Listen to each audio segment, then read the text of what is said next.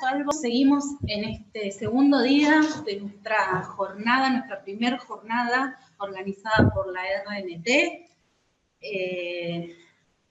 Muchísimas gracias a todos por seguir cada disertación. Y en esta ocasión tenemos realmente, estoy muy contenta, hoy al inicio de la jornada a las 9:30 de la mañana yo dije unas palabras y hablé, lo estoy pasando en los grupos de WhatsApp, que la RNT lo que pretende a partir de, no solo de esta jornada, sino desde que viene trabajando hace más de un año para capacitar y para poder llegar a todo el país, es que todo el equipo que conformamos el laboratorio, tanto los bioquímicos como los técnicos, debemos trabajar en equipo. Debemos dejar esa confrontación que hay y cambiarlo por la colaboración, el diálogo y el respeto. Y este seminario justamente, yo creo que es justamente lo que nosotros queremos mostrar. Hoy nos acompañan una colega técnica del laboratorio y una bioquímica que trabajan en equipo en el Hospital Garrahan, a quienes agradecemos inmensamente. También aprovecho esta oportunidad para agradecer a la colega Marisa Escobena del Hospital Garrahan, que ha apoyado a la RNT desde su comienzo y la que ha posibilitado que estas dos colegas hoy estén aquí. Las quiero presentar, la técnica Silvana Benaventi y la doctora Agostina Toscano. Bienvenidas del Hospital Garrahan, que hoy van a hablar del Atlas de orinas. Colegas, los dejo acá con la colega Silvana y la doctora Agostina. Gracias, gracias Laura. Ahí subo la presentación. Bueno, vamos, si les parece, ¿comenzamos? Sí, comenzamos. Bueno, ante todo, buenos días y muchas gracias por estar ahí escuchando y mirando esta presentación que tiene un propósito fundamental. Primero, poner en valor el análisis de la orina completa, que está bastante vilipendiado en algunas circunstancias o en algunos lugares, y por otro lado, darles como un marco de apoyo para que sepan por qué y cómo puedo entregar un resultado de una muestra de calidad analítica, que es a lo que siempre aspiramos a obtener para nuestros pacientes y los médicos que van a interpretar esos resultados, y además tratar de darles un apoyo para que formen, los que todavía por ahí no empezaron a mirar orinas, o para los que, porque nunca tuvieron la oportunidad, o para los que hace mucho que están en este trabajo, nunca las vieron, o los que recién empiezan, ayudarlos a formar un criterio, pero no que tengan el criterio mío o el criterio de la doctora Agostina, sino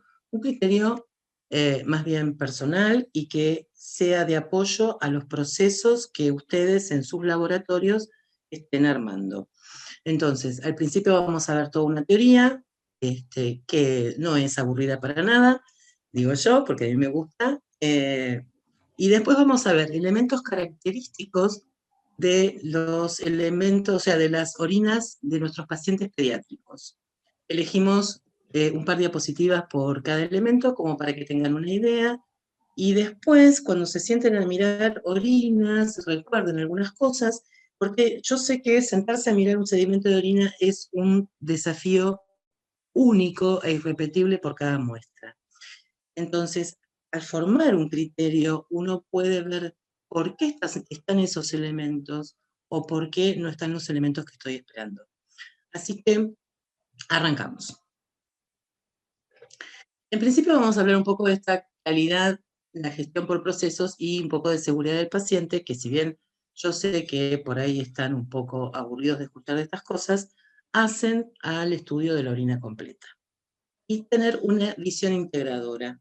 Yo digo siempre, como la orina, una visión macro, para después enfocarnos en los distintos detalles que queremos ver. Siempre una visión macro, y lo van a pasar también con el sedimento. Entonces, el examen de la orina completa, tengan siempre presente que es un elemento de diagnóstico. Y nosotros aspiramos a tener una muestra de calidad analítica, o sea, esa muestra que representa el estado del paciente en el momento que el médico lo indica. Si es una muestra de guardia, en su horario de guardia. Si es una muestra para control, bueno, tendrá un turno en un determinado lapso de tiempo para que sea una muestra control, pero siempre tiene que representar el estado del paciente en el momento que el médico lo necesita. Que todos los procesos estén estandarizados. Esto tiene que ver con la muestra de calidad analítica. Nosotros tenemos que elaborar procesos, tener un manual de operaciones en donde todo esté escrito. Y si yo llego hoy al sector orina completa o función renal o como se llame, y soy nueva, tengo que leer ese manual y saber cómo se maneja ese laboratorio para procesar las muestras. Y además, esto no termina acá, termina cuando el resultado es correctamente interpretado por el médico. Esto forma parte de la visión integradora, ¿sí? Como les nombré la palabra proceso, les voy a leer esta definición, que ya la vamos a ver en repetidas diapos.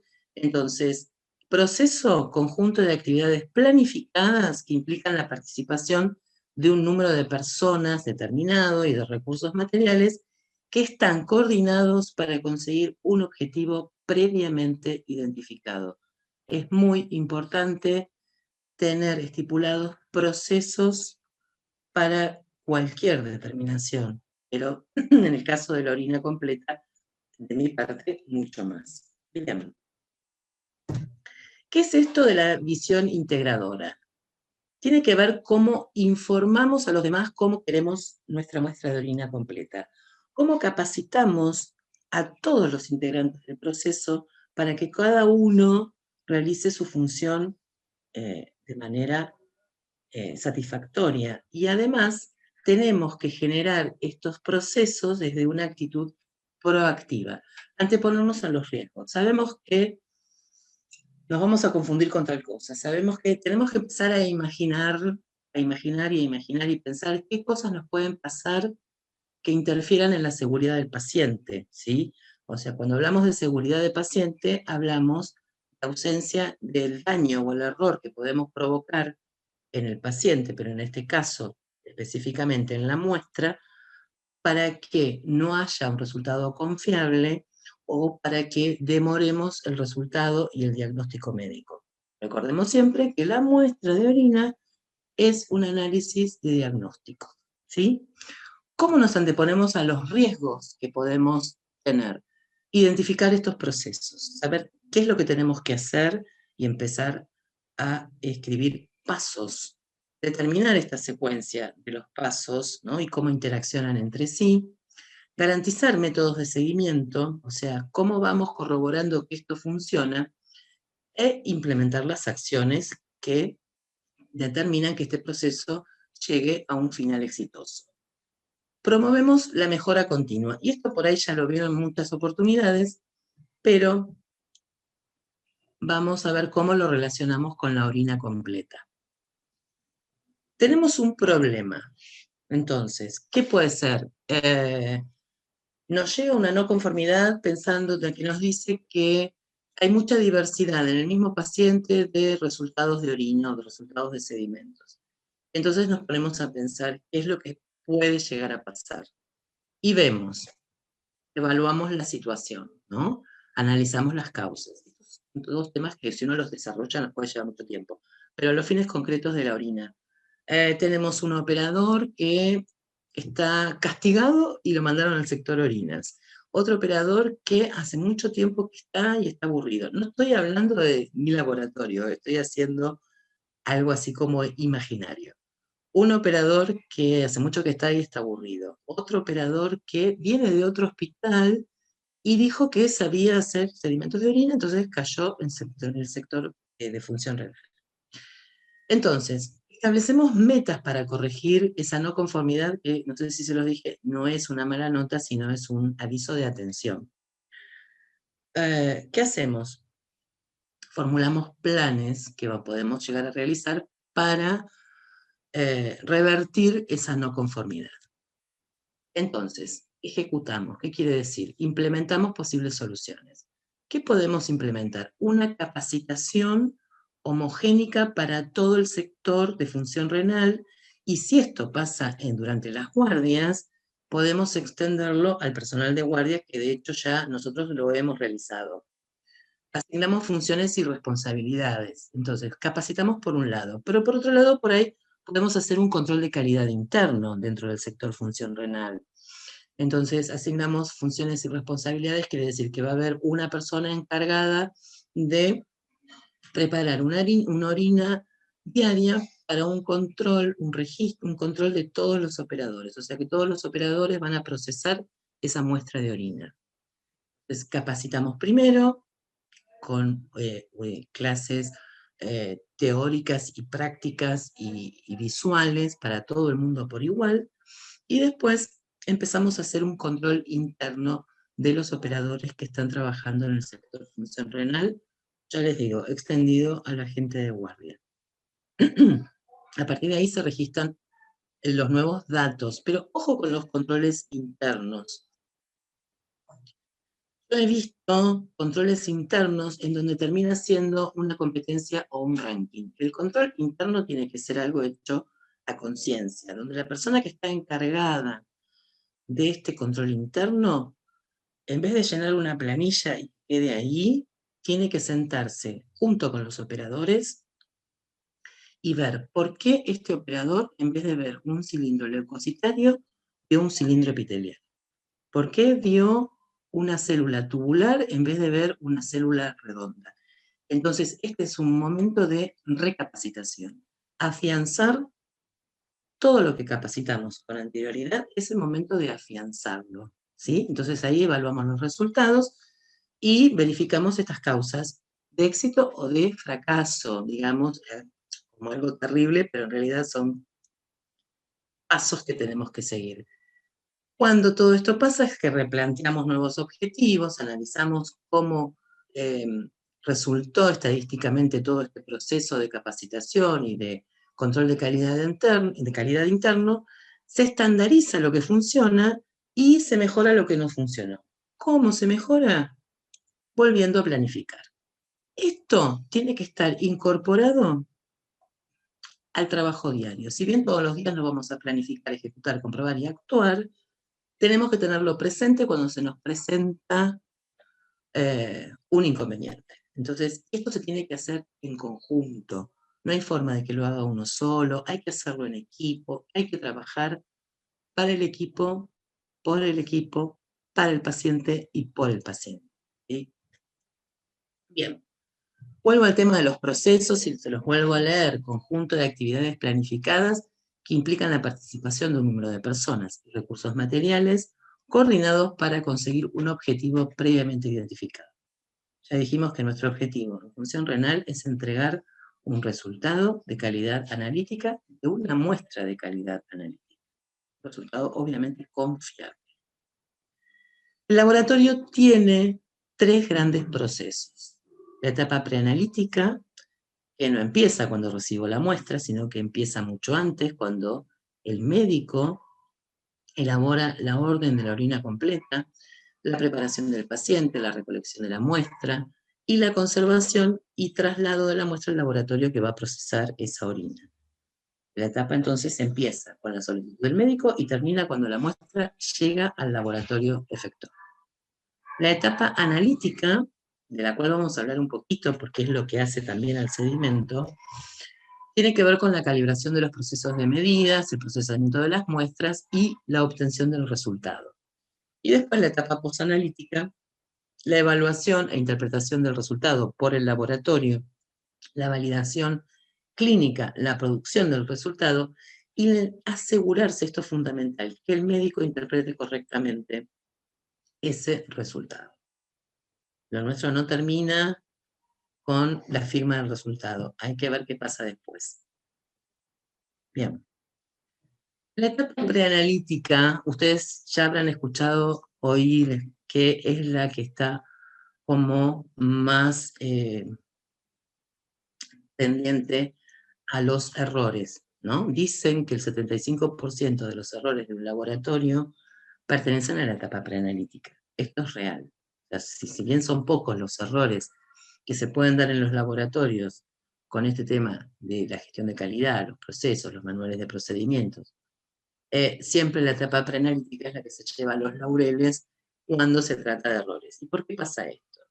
Ya también lo habrán escuchado, intervienen muchas personas y hay mucho trabajo manual, ¿sí? Entonces, hay muchos criterios dando vuelta, hay mucha gente, hay mucha mano, pero todo se soluciona con capacitación e información. ¿Qué pasa? Ahí está. ¿Qué pasa, por ejemplo, con la solicitud del médico? El médico tiene que tener o acceder a un directorio de análisis realizado por el laboratorio. ¿Es difícil la orina completa, escribir orina completa? En algunos casos parece que sí, y esto lo digo por experiencia y les voy a contar 2 experiencias. O sea, tiene que saber qué se realiza, cómo se pide, ¿no? Por ejemplo, llegan esto en la planta, en el horario de planta por ahí no es tan terrible porque tenemos como un grupo de traductores de las Naciones Unidas, que son los administrativos, y que ellos nos filtran los errores de interpretación. Pero en las guardias es más frecuente el error. Por ejemplo, a las 3 de la mañana llega un ayudante de servicio con un canastito con 6, 7 orinas. Entonces, algunos escriben orina completa, algunos escriben OC o .C. Y en todos alguno escribe como quiere el pedido del análisis de orina completa. ¿Por qué? Porque hay mucha gente. Dentro de la guardia tenemos al residente, al R1, al R2, al R3, al becario, al rotante y al médico de guardia. O sea, hay mucha gente y por ahí hay mucha gente que, si bien hablan nuestro idioma, vienen de distintos países y tienen otras modalidades. Esto tiene que ver con la interculturalidad y a la cual también tenemos que estar preparados. Entonces, viene a las 3 de la mañana un canasto con 6 frascos, todos son, te dicen, ahorita te traigo orinas para, vaya a saber cuánto tiempo hace están esas orinas, para que traiga 6 orinas juntas. Pero bueno, uno empieza a entrar al sistema, orina completa, orina completa, orina completa. Procesa las muestras, cuando ya las informó y está seguro, deja, obviamente todos nosotros dejamos los tubitos hasta el final de la guardia, pero los frascos los tiramos, los lavamos, los enjuagamos y los dejamos en recipientes con lavandina al 10% para que se vayan enjuagando bien. Ahora, a los 2 días vienen del laboratorio de nutrición a reclamarme una muestra para ácidos orgánicos que entró por la guardia y yo no la procesé y no la guardé más que nada, no la guardé. Entonces, voy a buscar todos los papelitos y resulta que en medio de los OC había un AO. Y yo en ese momento no lo vi. La muestra fue, retrasamos el análisis clínico, retrasamos el diagnóstico. ¿Todo por qué? Porque el médico, si bien no escribió como corresponde, dentro de todos PUS o C, A, O, tampoco supo que ese análisis no se realiza por guardia, y yo tampoco leí correctamente, porque si hubiera leído A, O, hubiera llamado por teléfono al médico y le iba a preguntar qué era lo que quería. Eso por un lado. Viene otro paciente por la guardia, que tiene que ver también con la selección de pruebas, y me pone, tengo escrito función renal. Ah, bueno, es una orina completa. Le doy el frasco, le explico a la mamá todo el procedimiento, cuando le digo, cuando tengas la muestra, volveme a tocar timbre que la recojo y la proceso. A la hora el médico me llama para decirme que no tiene el resultado de la urea y la creatinina que él pidió por guardia. Entonces yo busco, no tengo ninguna urea y creatinina de este paciente, a no ser que sea el que está esperando con el frasco para hacer pis. Entonces, ¿dónde está el error ahí? Me pide función renal, entonces no está bien pedido, entonces el laboratorio tiene que capacitar a los médicos para saber cómo se piden las muestras. Esto parece una pavada, pero en realidad es muy serio porque estoy retrasando un diagnóstico. Este paciente, me vienen a reclamar la muestra 2 días después, el paciente ya no está, o sea, hay toda una movida que uno desconoce después que pasa el error y que hace que se retrasen los diagnósticos. Preparación del paciente, instructivos. El paciente tiene que saber cómo se recoge la muestra de orina. mínimo, una higiene mínima, no es un monocultivo, pero bueno, que requiere una higiene como más profunda. La orina completa también necesita higiene. Cuando uno encuentra orinas con materia fecal y de nuevo muestra porque no es representativa. Cuando encuentra otro tipo de cosas, cuando los frascos no están bien limpios, encuentra algún tipo de organismos dentro de la orina que no pertenecen al paciente. Entonces, mínimo la higiene del frasco, la higiene del paciente y la retención mínima de 2 horas como para tener una muestra de calidad. La identificación del paciente y de la muestra, esto pasa por todos los estudios de laboratorio que nosotros realizamos. Obviamente, nombre y apellido y un indicador más que puede ser la historia clínica, la fecha de nacimiento o el documento. Con la experiencia sabemos que el nombre y el apellido y la fecha de nacimiento es lo más fácil que recuerden, como tenemos pacientes pediátricos, lo más fácil que recuerden los padres en el momento que vienen a traer una muestra. Y la identificación de la muestra, una muestra de orina nunca puede estar identificada o tener el rótulo en la tapa, ¿no? Nosotros tenemos este proceso que utilizamos, por lo general, los frascos que se usaron para los cultivos se lavan bien con las pautas correspondientes para que queden bien higienizados y se usan para las orinas completas. Por lo tanto, tenemos todos frascos iguales, el frasco con tapa roja. Entonces, la etiqueta nunca va en la tapa, siempre en el cuerpo del frasco. Y en la guardia, que esto es muy importante, viene un paciente por guardia, me da una orina, yo, marcador en mano, después de preguntar, tengo que escribir el nombre y apellido en el cuerpo del frasco, porque atrás de ese paciente viene uno a sacarse sangre, entonces apoyo la muestra en mi mesa. Después que se va, el que le saqué sangre, porque no tenía orina, o si tenía orina, me traen otra orina, yo tengo que escribir en el cuerpo del frasco, porque tenemos un proceso por el cual, hasta que no entro otra vez al laboratorio de guardia, no puedo ingresarlo al sistema. Entonces, en ese trayecto de 10 pasos, puede pasar cualquier cosa. Entonces, identificar siempre el frasco, el cuerpo del frasco con nombre y apellido del paciente. Conservación y traslado de la muestra, bueno, tiene que ver con las 2 horas que dice la bibliografía que hay que resolver la orina completa después de la emisión de la muestra. Tampoco sabemos cuánto tiempo hace que está viajando el paciente con ese frasco de orina, y calculamos 2 horas a partir que llegó al laboratorio, pero lo importante es que no esté en temperaturas muy elevadas durante mucho tiempo, ni tampoco mucho tiempo en la heladera, porque empiezan a precipitar muchos de los elementos, sobre todo los cristales, y ya tenemos otro aspecto, otro color, y el paciente va a decir cuando lea el informe, esta no es mi orina, porque yo entregué una orina translúcida, y acá me están diciendo turbia, esta no es mi orina, y empieza el lío con el paciente, el médico, y la muestra de orina.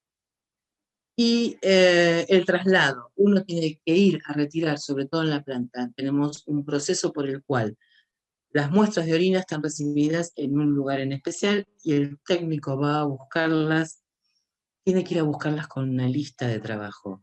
Cuando reciben las orinas, hay un registro en un cuaderno por ahora, porque se está tratando de informatizar ese lugar, por ahora hay un registro donde se pegan las etiquetas de los pacientes y van quedando agujeritos, perdón, van quedando agujeritos en donde todavía no fue entregado. Yo voy con mi lista de trabajo y verifico que todo eso esté en orden. Todo esto lo digo, perdón, porque es importante que llegue la muestra al laboratorio. Y además, cuando un médico viene a reclamarme una muestra, yo puedo decirle, todavía no la trajo. Y no dudar, porque eso es como que nos quita credibilidad, la duda. No, esta muestra hasta las 9:30 no llegó, vamos a ver si ya la trajo. Es fundamental que uno sepa dónde está la muestra, quién la recibió y quién la va a procesar. Esto tiene que ver con la trazabilidad de la muestra.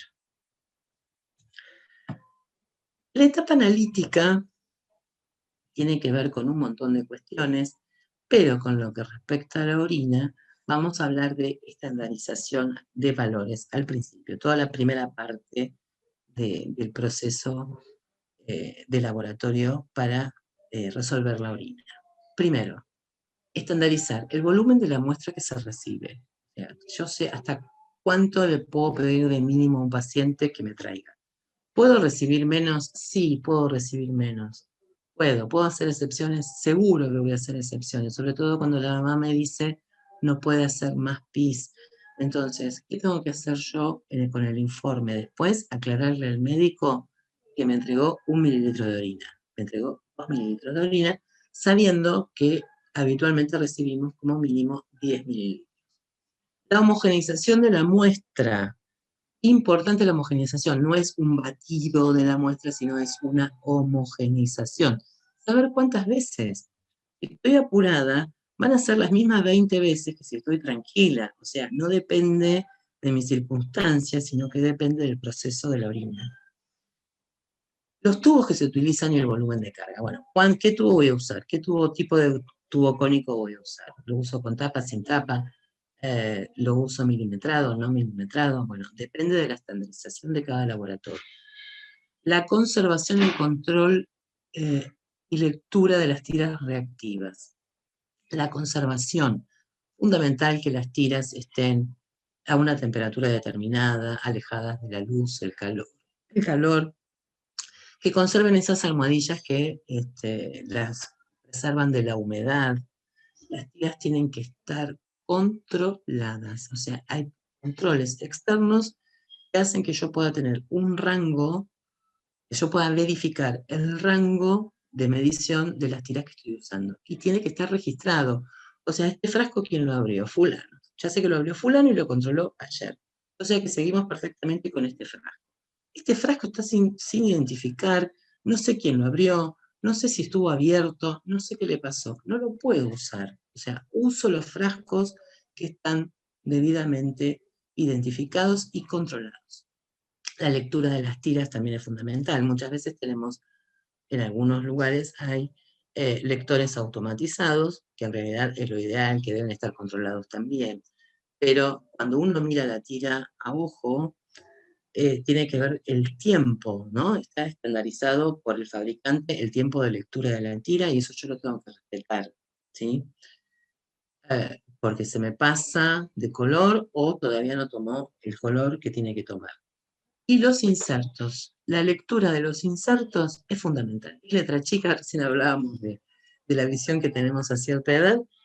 Es letra chica, es largo, es molesto, pero hay que leer los insertos. Yo no digo que se los tengan que leer todos los días, pero una vez cada tanto, una vez que cambian de lote, una vez, no sé, cada tanto hay que leer los insertos y hacerse un mini resumen, saber qué tipo de reacción química va a tener en esa almohadilla para hacer una determinación. Saber los falsos positivos, saber cuáles son los falsos negativos, saber cuáles son las interferencias, el tipo de lectura. O sea, uno no se va a acordar de memoria todo el inserto, pero sí saber que en algún momento lo leyó, esto puede ser por tal cosa, porque tiene que ver mucho con la lectura del sedimento. Les voy a dar un ejemplo. Leer los insertos para saber cuál es la reacción química que se está provocando en esa almohadilla, como por ejemplo nos ha pasado durante mucho tiempo de pensar que la tira no funcionaba con el tema de los leucocitos. Les habrá pasado a todos, porque en determinado momento empezó a aparecer en los insertos esterasa, ¿no? Entonces, no se leían los insertos, no sabemos desde cuándo, pero en el frasco dice leucocitos, el inserto dice esterasa, entonces tenemos que salir a explicar que la tira no cuantifica los leucocitos, sino que mide la reacción con esterasa. Ese es el color lila que nos da la tira. Entonces, no tiene por ahí que ver la cantidad de esterasa presente en la tira con la cantidad de leucocitos que vamos a ver en el sedimento, porque la esterasa puede estar libre en la orina. Entonces, por ahí leucocitos que se han lisado o se han roto por no respetar por ahí las normas de centrifugación, por ejemplo. Entonces, pasa un poco por ahí. Leer los insertos para saber qué estamos haciendo y por qué estamos informando lo que estamos informando. Si hubiera, bueno, obviamente el control del blanco, de limpieza y mantenimiento del equipo, siempre todo registrado, la velocidad y tiempo de centrifugado, de cada laboratorio en particular, de cada referente que nos tire un paper que diga a cuánta velocidad hay que centrifugarlo. Nosotros nos regimos bajo los estándares del Instituto de Estandarización de Clínico y Laboratorio, que nos da una pauta o un estándar determinado y hacemos que se centrifugue tantos minutos a determinadas revoluciones. Yo no se los digo acá porque después lo van a ver con la doctora Agostina cuando vean hematíes dismórficos. El volumen de volcado, la homogeneización del sedimento tiene que estar estandarizado. El volumen de carga en el portaobjetos, las dimensiones del cubreobjetos, el mantenimiento, la limpieza del microscopio, los objetivos, los controles internos y externos, si están enganchados en controles externos, seguirlos a rajatabla y hacerlos en equipo, y también los controles internos de los cuales hablé hace un ratito. Bien. Dicho esto, así estemos enojados, asombrados, asustados, desorientados, nosotros tenemos que recibir una muestra de calidad analítica y emitir un resultado también de calidad analítica y obviamente confiable para colaborar con el diagnóstico médico. Ahora vamos a ver algunos elementos característicos del sedimento urinario de nuestros pacientes pediátricos, ¿sí? Entonces, ya les dije, esto ayuda por ahí a formar criterio, a sacarse algunas dudas de algunos elementos. Y empezamos con lo más fácil, que también tiene sus vericuetos, las células epiteliales. Hay una gran variedad de morfologías de acuerdo al origen de la descamación. Tenemos las planas, las de transición o uroteliales y las tubulares o renales. Que acá, entre la segunda y la tercera, es como el cuco de las células. Tiene que ver también la morfología de acuerdo al trayecto que realizan y a la variación del pH, a la concentración de solutos, se van como deteriorando, hay roturas de organelas, membranas, granulaciones, vaporización. O sea, pueden cambiar su morfología de acuerdo al trayecto que van realizando y a la agresión que sufren, pero no dejan de tener características propias. A grandes rasgos, para que veamos más o menos la diferencia, tenemos las epiteliales planas, las redondas y las tubulares. Bien de libro, esto sí es bien de libro para que se vean las diferencias entre los tres tipos de células. Las células epiteliales planas son por ahí las más fáciles de reconocer, y si vamos de abajo hacia arriba en el árbol urinario, esto empieza en vagina, uretra femenina y porción inferior de la uretra masculina. Son las más grandes del sedimento urinario, tienen una medida media de 50 micrones, siempre son cuadrangulares, poligonales, con un citoplasma abundante, con gránulos, y un núcleo comparativamente pequeño con ese citoplasma, que por lo general está en forma central o ligeramente excéntrico. Pueden aparecer aisladas o en forma de colgajos, ¿sí? O sea, hay mucha variedad. Es un desprendimiento celular normal, generalmente, y también en algunas inflamaciones, ¿sí? Pueden aparecer.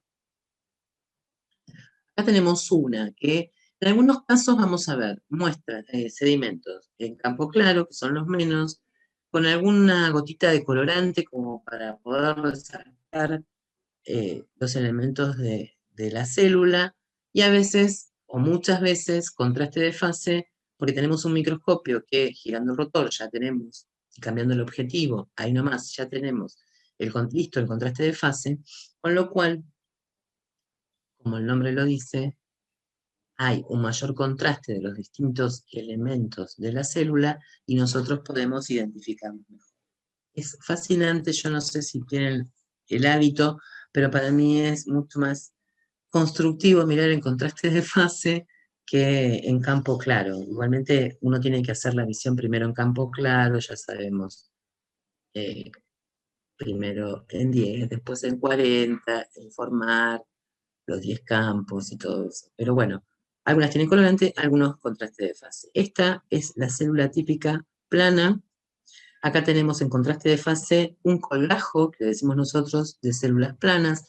Vemos estas gran cantidad de granulaciones que tienen estas células y los núcleos entre pequeños y medianos dentro, comparados con el citoplasma. Esta tiene una gotita de eosina y está en contraste, como para que se vean bien las granulaciones y los núcleos. Y esta está puesta acá para que vean que muchas veces las células se pueden ir doblando o enrollando de acuerdo a cómo haya sido su trayecto. Entonces, esto si lo miramos solito, podemos entrar en la duda de qué puede ser, pero haciendo una visión como más de lejos, vemos que forma parte del rollito que está armando la célula. Porque a veces nos trae confusiones cómo se presentan los elementos, ¿sí? Ahora vamos a las uroteliales, estas células de transición, y donde empiezan por ahí las confusiones y los problemas.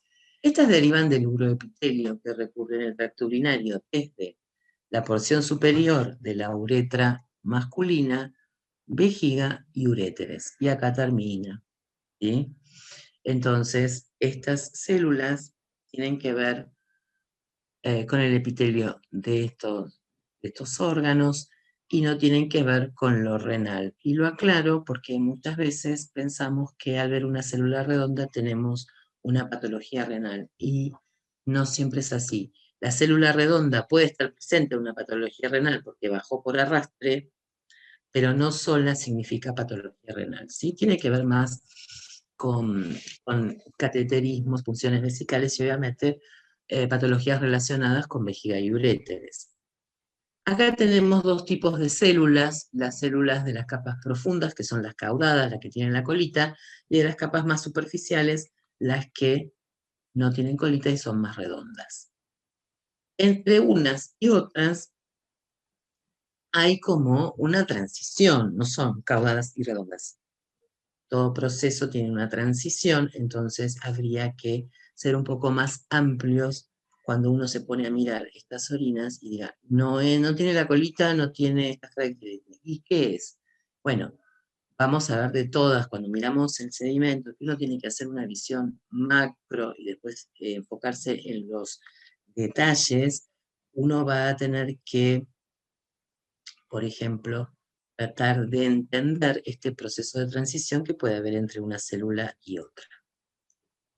Entonces, las de las capas profundas, las que llamamos caudadas, ovoidales o poliédricas, que miden entre 11 y 38 micrones, así dice la bibliografía, yo hubiera puesto 40, pero bueno, tienen un núcleo relativamente grande con respecto al citoplasma y ligeramente excéntrico. Vamos a ver las granulaciones, como en todas las células, y este apéndice o cola que las hace características y preciosas. Acá lo tenemos más grande. Ven, las granulaciones, el apéndice, el núcleo, que es comparativamente un poquito más grande, pero no tan grande como el de las tubulares. Les voy tirando un tip. Acá las tenemos, más como en grupete. A veces parecen como pescaditos, como en este caso. Parece un cornelito. Las de las capas superficiales, las más redonditas, son un poco más grandes, entre 17 y 43 micrones, redondas, algunas casi ovaladas, con un núcleo también redondito, ligeramente excéntrico por lo general, ocasionalmente binucleadas, a veces se ven binucleadas, un citoplasma con granulaciones, como todas estas células epiteliales, pero aumentan hacia la periferia y forman como un halo perinuclear que le da como una luz a la célula. Por ejemplo, acá se ve muy bien el halo y las granulaciones que se fueron hacia la periferia de la célula. Acá también. A veces vemos las células redondas, cómo se enrollan en sí mismas, y vemos esta especie de porotitos, ¿no? Que son células redondas también, son estas células que como que se van enrollando. Cuando pasan por todo el trayecto del árbol urinario que tienen que pasar, y nosotros la homogeneizamos, la centrifugamos, volcamos, y la pipeteamos, y de encima la aplastamos entre el cubre y el porta, sufre de todo la pobre célula, y bueno, a veces no son las características que nosotros queremos ver, que vemos que hay en los libros. Acá tenemos estas redonditas, esta tal vez con un núcleo más pequeño, pero se le ve bien el halo, ¿sí? Esta también, o sea, vemos cómo las granulaciones van hacia las periferias. Y las tubulares renales, estas que obviamente provienen de los túbulos renales y son las más complicadas. Son como el cuco, estas sí son el cuco de la célula. Es un epitelio monoestratificado, medianas, entre 9 y 25. Están en un término medio de tamaño con respecto a las otras. Son ovoidales, cúbicas o columnares. Vienen de los túbulos. Seguramente vamos a encontrar algunos lados rectos, que por ahí en las otras no veíamos. Un núcleo central, un citoplasma también con granulaciones. Vamos a ver en las membranas, en algunas células que tienen como unas interdigitalizaciones, como un cepillito, y esto sirve para el intercambio de la célula con el filtrado glomerular, y a veces aparecen partículas lipídicas adheridas a estas células. Lo vamos a ver en las glomerulopatías, en las nefritis intersticiales, necrosis tubulares, tuberculosis renal, pilonefritis, síndrome nefrótico, todas patologías altas, ¿sí? Ya renales. Acá las tenemos, a las lindas. Siempre, por lo general, no siempre, por lo general vamos a poder identificar un lado recto, ¿sí? Van a tener un lado recto y acá vemos este cepillito que yo hablaba del intercambio con el filtrado glomerular. Acá vemos como un colgajito, vamos a ver estos núcleos relativamente grandes con respecto al citoplasma, y siempre vamos a ver un lado casi recto, seguro, porque salen del epitelio columnar, así que siempre van a tener, siempre no, está mal dicho, casi siempre, la mayoría de las veces, 90%, un lado recto. Acá tenemos otro colgajito. Acá vemos, sí, dos lados rectos y un núcleo bastante grande con respecto al citoplasma. Esto queda acá porque son esos sedimentos que se prestan a confusión, donde uno se tiene que sentar y ver qué es lo que ve en todos los campos y después recién ahí informar. Nunca se olviden de tener una mano siempre en el tornillo micro. Fundamental para la observación de una orina. Eso me olvidé decirlo al principio, pero es fundamental que uno, en un caso así, donde ve que no sé lo que veo, porque acá esta parece que tiene una colita, pero esta la veo muy cuadrada y se me mezcló la caudada con la tubular. Bueno, cuando es así, uno empieza a mirar todos los campos necesarios, empieza a ver qué otros elementos acompañan a estas células para poder después informar qué tipo de elementos también. Los cuerpos ovales grasos, bueno, son células del epitelio tubular, en donde se adhieren, yo dije recién que uno por lo general los veía con partículas lipídicas adheridas. Estas células, en algunas ocasiones, absorben los lípidos presentes del filtrado glomerular. Son muy refringentes y además no podemos ver los núcleos porque tienen todas las bolitas de grasa adheridas. Y están asociadas al síndrome nefrótico y a la necrosis tubular. Seguramente va a haber en los campos células tubulares sin gotas de grasa, ¿sí? Fundamental, eso se los voy a repetir siempre. No se enganchen en algo que no pueden resolver, un elemento que no pueden resolver y quedarse ahí, rompiéndose la cabeza a ver qué es, sin ver el resto de los elementos. Fundamental poder ver varios campos y poder poner de manifiesto ese criterio que queremos que todos tengamos. no debe considerarse las gotas sueltas por contaminación. Me ha pasado en una orina en donde la mitad era grasa y la mitad orina. Era como un aceite en medio de la orina.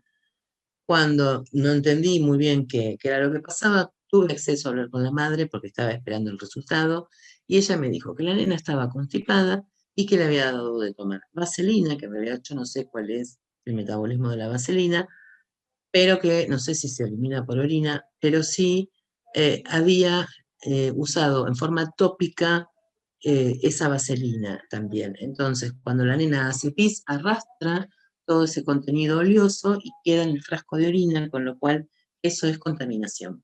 ¿Sí? O sea, hay que poder diferenciar estas gotitas refringentes que tienen que ver con el filtrado glomerular que las otras que tienen que ver con una contaminación por una mala higiene. Y acá los vemos. Tienen una gran refringencia las gotitas de grasa. Mucha, mucha. Por lo general están acompañadas por cilindros contundentes. ¿Sí? Acá tienen unas gotitas de sudam para poder identificarlos. Bien, ahora por el momento le doy el paso a la doctora Agostina que nos va a hablar de los hematíes. Bueno, acá estoy yo. De los hematíes lo que les puedo decir es que son de los elementos formes más chiquititos, pero si les digo que son discos bicóncavos, lisos, por ahí les puedo estar faltando un poco a la verdad, porque va a haber un montón de factores que van a influir en su forma o en la forma en que ustedes lo pueden encontrar. Entonces, si no pasa nada, miden alrededor de 7 micrómetros, siempre por ser bolsitas de hemoglobina son anucleados, pero hay algunas causas intrínsecas de la muestra que por ósmosis pueden hacer que estos hematíes cambien su forma. En orinas concentradas se retraen con la pérdida del agua, porque el agua sale del eritrocito y se secrenan. Y en orinas diluidas, también por ósmosis, ingresa el agua, se hinchan, pueden lisarse, perdiendo la membrana y liberando la hemoglobina. Como muy bien dijo Silvana al principio, la composición de la muestra de orina está sometida a múltiples variaciones y especialmente a las condiciones preanalíticas. ¿Qué van a ser importantes en todos los elementos formes? La recolección, el almacenamiento y otros factores como la dieta y fármacos del paciente. En cuanto a la recolección, no es lo mismo la primera orina de la mañana, que tiene más de 4 horas de retención en vejiga, que una muestra con 2 o 3 horas de retención en vejiga. Si vamos a analizar la forma de los hematíes, no debiera haber más de 3 horas de retención en vejiga para que no influyan las causas intrínsecas de la muestra. En cuanto al almacenamiento, como bien dijo, no deben pasar más de 2 horas desde su recolección.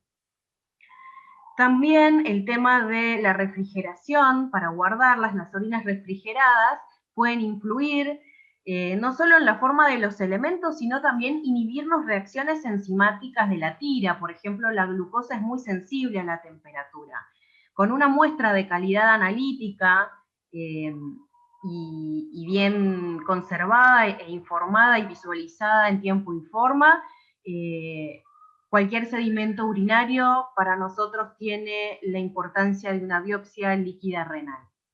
¿Sí? Más o menos una idea ya nos fue dando la tira de orina cuando la mojamos en la orina. Recuerden no olvidarse de comparar la zona de test para sangre, pero con ambas referencias cromáticas. Van a ver que hay dos referencias, una para eritrocitos intactos y otra para hemoglobina y mioglobina. ¿Sí? Pregunten cómo fue tomada la muestra, especialmente en personas vulvoportantes que están menstruando, porque la menstruación puede dar falsos positivos por contaminación menstrual, que no haya habido actividad física fuerte, Y también otro caso no menos importante, como bien dijo Silvana, es en qué frascos remiten la orina o en qué frascos nosotros damos o en qué tubos nosotros vamos a traspasar esa orina para verla, porque detergentes pueden ser oxidantes o el uso de lavandina mismo pueden generar falsos positivos y contaminar o influir en los valores de la tira, ¿sí? Hay algunos microbios que también pueden estar presentes que tienen peroxidasas y como la reacción de la tira utiliza justamente esa capacidad pseudoperoxidasa de la hemoglobina, si uno pone oxidantes van a interferir, ¿sí? Y como falsos negativos de la tira también podemos encontrar nitritos o aceptores no específicos del oxígeno, que hay que tener en cuenta que los ácidos úricos lo son. Siguiente, por favor.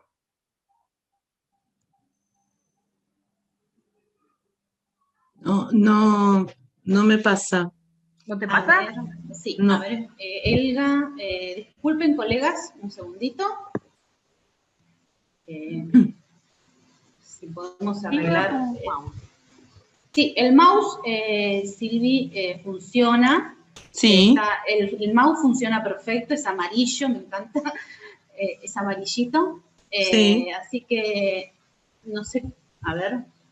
Con las flechas del teclado. Ahí está. Gracias. A vos, gracias. No, por favor. Bien, especialmente cuando nos solicitan una muestra para evaluar hematíes dismórficos, justamente la estandarización del sedimento es fundamental. Entonces, tenemos que recordar todas estas cosas de qué cosas pueden influir intravejiga, pero también qué cosas pueden influir como factores extrínsecos, ¿no? Entonces, hay que tratar de minimizar esos errores. Cuando ustedes pidan una muestra, no le digan una muestra fresca porque tal vez la metan en la heladera, pero sí díganle una muestra recién emitida, no fresca de temperatura, y no más de una retención de 3 horas en vejiga, donde evitemos los cateterismos, que no haya habido ejercicios físicos intensos previos por lo menos 3 días. Al homogeneizar la muestra, no, si bien vamos a hacer lo mismo 20 veces aproximadamente, utilizar movimientos circulares, no muy fuertes que podamos modificar esa forma, siempre centrifugando a 4G, cada uno deberá calcular esa fuerza G a través de la fórmula, que ese mix entre el tiempo y las revoluciones por minuto, pero siempre teniendo en cuenta 4G. Nosotros tenemos estandarizados todos los sedimentos, utilizamos una gota de 20 microlitros y utilizamos cubreobjetos de 18 por 18 micros, y nunca observar menos de 10 campos en 40 por. Siguiente. Miro la orina al microscopio, veo hematíes. Entonces, ¿qué tengo que transmitirle al médico para que lo que yo le informe le sea útil? Y una de las dificultades más grandes que tiene el médico, especialmente en la guardia, cuando ve hematuria, es decidir si deriva al paciente a un nefrólogo o a un urólogo.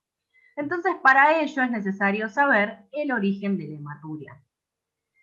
Ya tuvimos algunos indicios más o menos al recibir el frasco. Si nosotros vemos un color rojo, brillante, si refiere el paciente que era más intenso al inicio de la micción y después se fue aclarando, puede haber coágulos, hay cierta proteinuria, pero no más de 2 cruces, seguramente nos está hablando de un origen no glomerular.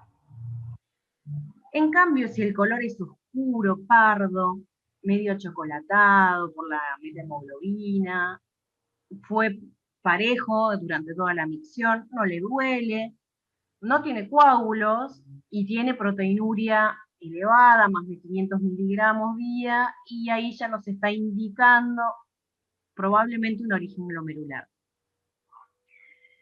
La siguiente, por favor. La distribución y frecuencia de las diferentes causas van a variar de acuerdo a la edad. En general, la causa más frecuente de la hematuria macroscópica recidivante es la glomerulonefritis mesangial por IgA.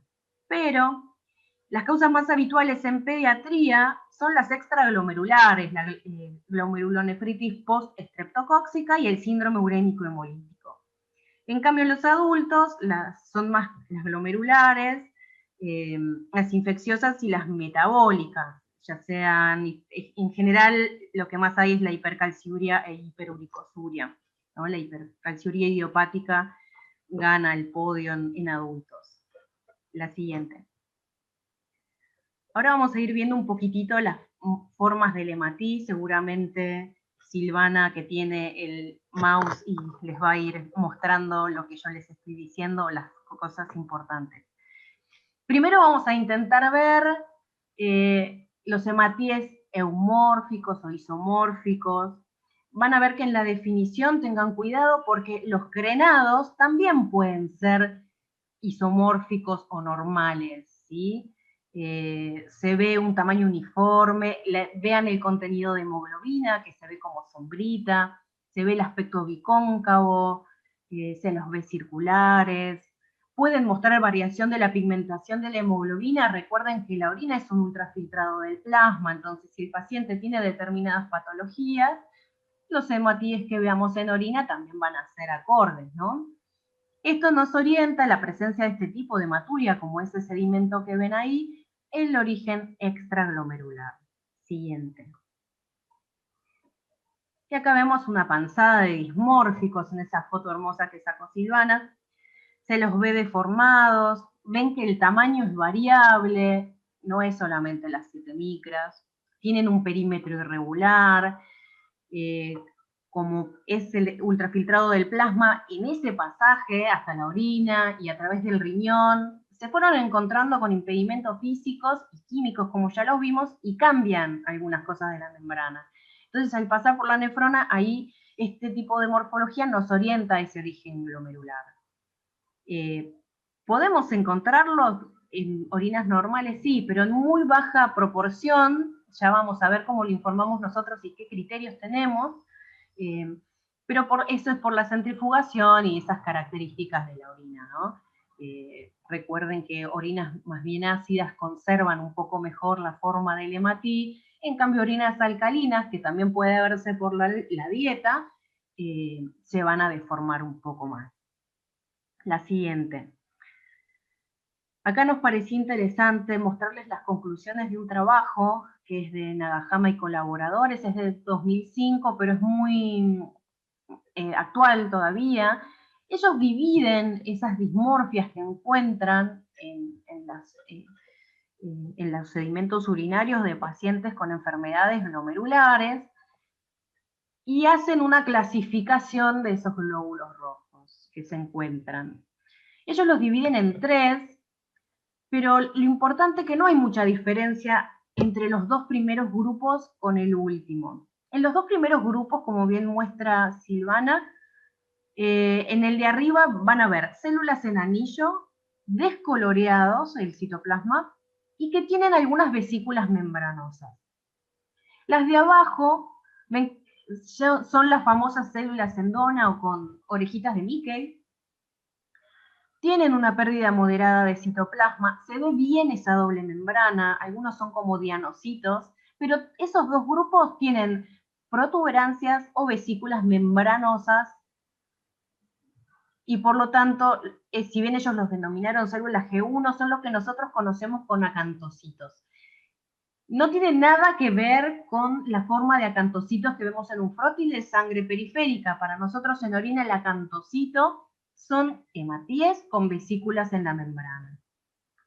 El otro grupo, que también son dismórficos, los que están ahí abajo, son células en dona, en general, o en anillo, con pérdidas leves de color, no tienen protuberancias, pero pueden encontrar todas las formas que ustedes se imaginen. Pueden ser en diana, como el objetivo de los dardos, en fin, varias formas. Todos son dismórficos, ¿sí? La siguiente. Lo importante es la conclusión. Ellos llegaron a la conclusión de estos pacientes que tenían enfermedad renal, con enfermedad glomerular, con diagnóstico de biopsia, que esas células, acantocitos o G1, eran marcadores de enfermedad glomerular severa. Pero el resto de las dismorfias se encontraban en estadios antes de llegar a la enfermedad glomerular. O sea que eran marcador sensible de la enfermedad glomerular y por ahí nos sirven a nosotros que cuando los dismórficos, aunque haya ausencia de acantocitos, son un marcador precoz de enfermedad glomerular severa. ¿Sí? La siguiente. Si nosotros en la orina, además, encontramos presencia de glóbulos rojos dentro de cilindros, eso ya es un fuerte indicador del daño glomerular. El cilindro hemático siempre es patológica, ¿sí? Recuerden que la tira reactiva detecta los glóbulos rojos intactos, lisados, hemoglobina, mioglobina, pero también estos, los de los cilindros hemáticos. Entonces, si vemos cilindros hemáticos, ya sabemos que hay un daño glomerular grande. Porque puede deberse infarto renal, vasculitis o glomerulonefritis, Wegener, lupus, postestreptocóxica, un síndrome de Goodpasture, endocarditis bacteriana subaguda, o sea, no son patologías. Siguiente. Acá Silvana les puede mostrar un montón de formas. Ese es el anular, ahí todo espiculado. Ven que la membrana se la ve bien gruesa, acá hay otro en anillo. ¿Qué más me está mostrando? Otro en anillo. Es loco describir lo que te muestra alguien. Otro en anillo y espiculado, hay ahí uno en diana. Ven que hay distintas formas que podemos encontrar. No estamos encontrando acantocitos. Yo no veo ningún acantocito. A ver si ahí Silvana me muestra alguno. No, vamos a la siguiente.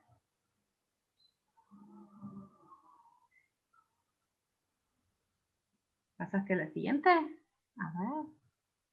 Ahí tenemos un acantocito, que ya vemos ahí la vesícula. Ven que esta es una orina con hematíes dismórficos de todo. Ven que la distribución no es homogénea de la hemoglobina, algunos están más descoloreados que otros, hay algunos que hasta podría decir que son fantasmas, como ese que perdió toda la hemoglobina.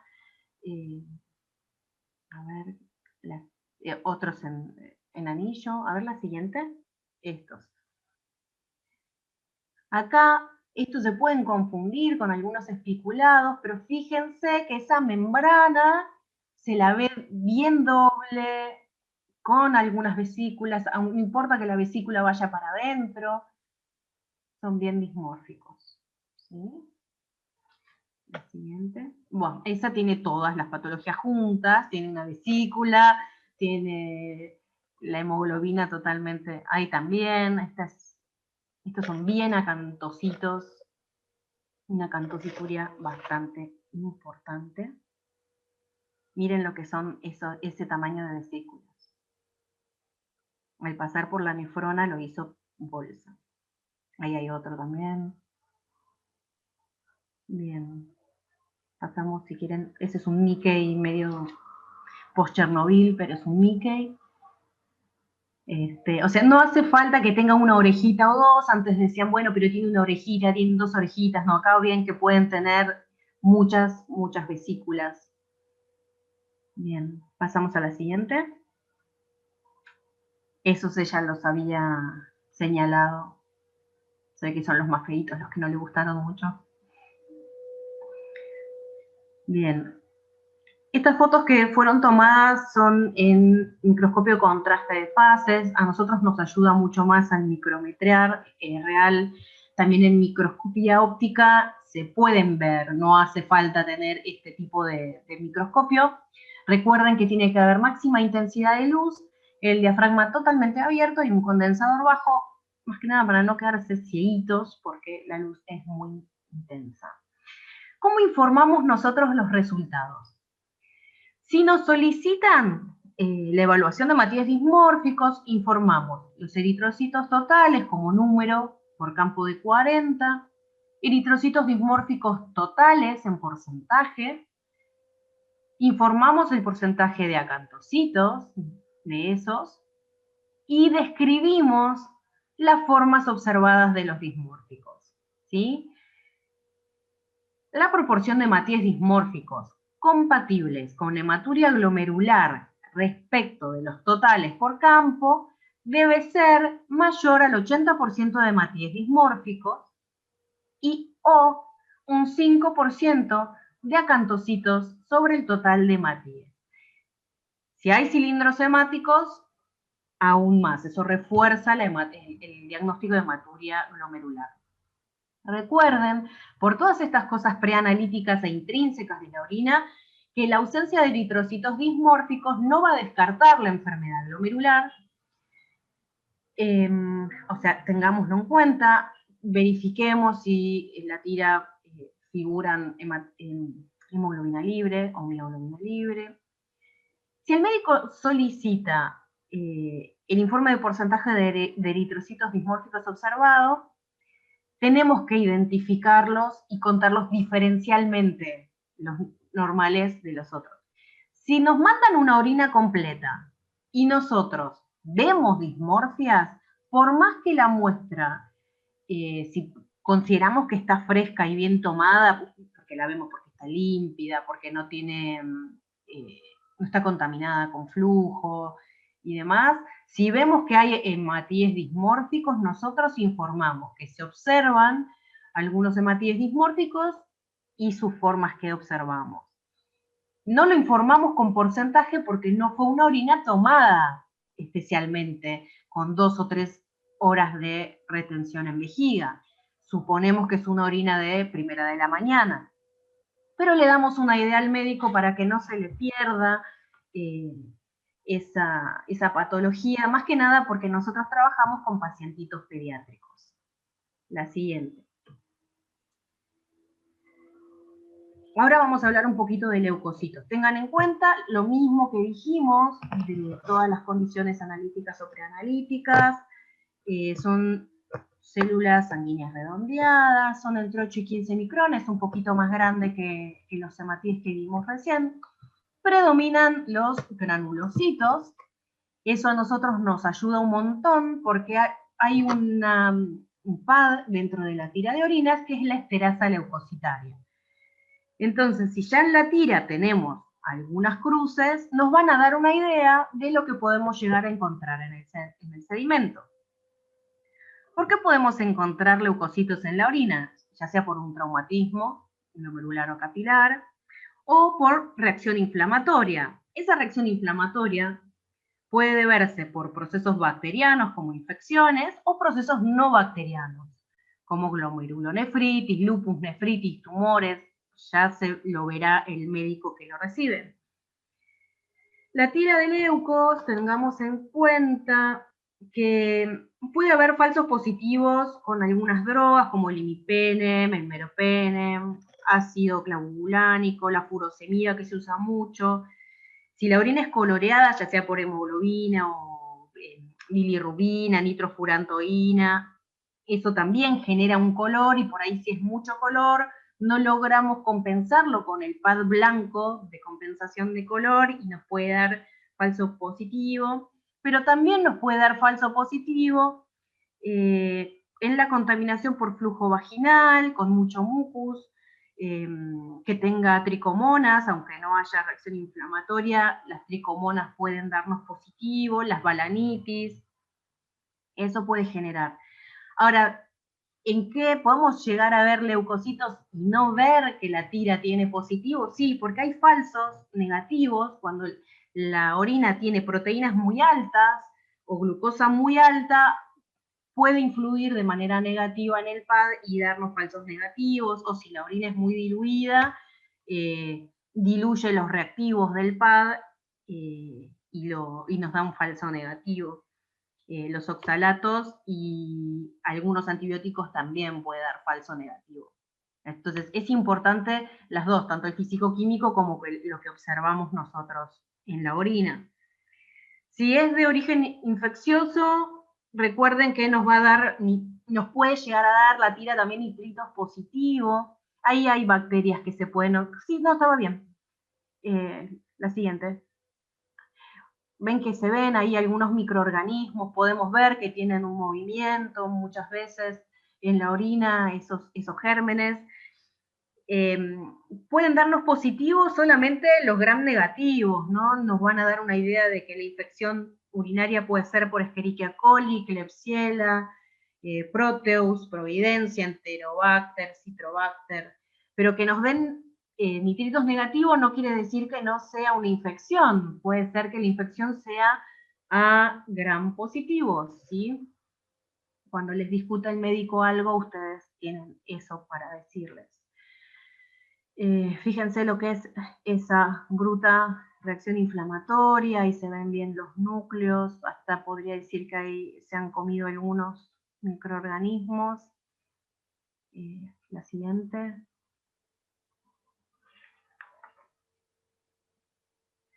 Ahí se ven un montón, la verdad que son unas fotos hermosas. Bien.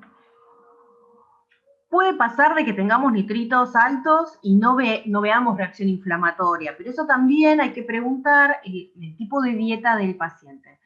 Si tiene una dieta rica en hortalizas y legumbres, son altos en nitratos, entonces puede ser que nos dé positivo y no los tengan. Para que nos den bien habría que excluir los antibióticos y que tenga una orina por lo menos 4 horas de retención y no esté diluida para que los nitritos den bien. La siguiente. Bien, estos son los macrófagos. Ven que son un poco más grandes, se observan bien las vacuolas, ahí también están los gérmenes dando vueltas, pueden tener granulaciones o pueden haberlas liberado y se los ven con citoplasma liso, muchas veces vemos varios núcleos, y son las células de actividad fagocítica. A ver la siguiente, si se ve mejor.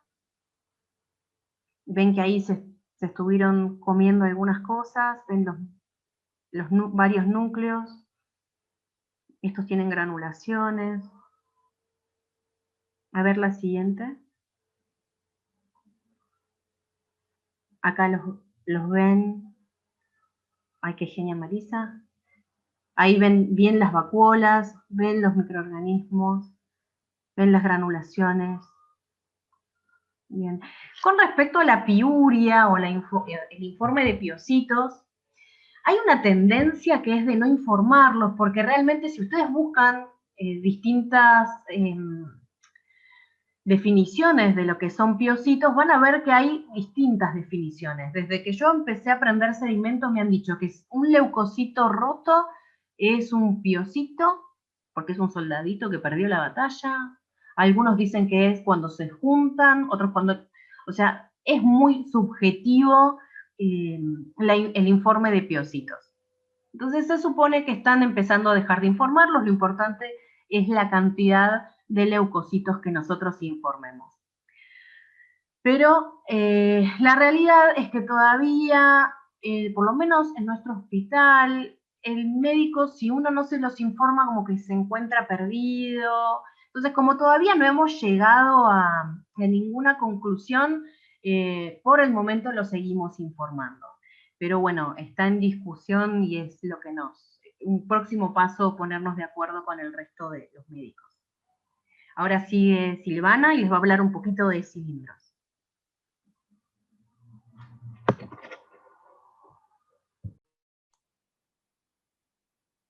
Acá estoy. Bueno, vamos a hablar un poco de los cilindros, que yo creo que son parte de las joyas del sedimento urinario. No se escucha. Sí, subí un poquito el volumen, Silvana. No se escucha un poquito bajo. Ahí estamos mejor. No, todavía estás bajo el volumen. Sí, pero tengo el volumen al máximo, discúlpenme. ¿Estás con auriculares? ¿No?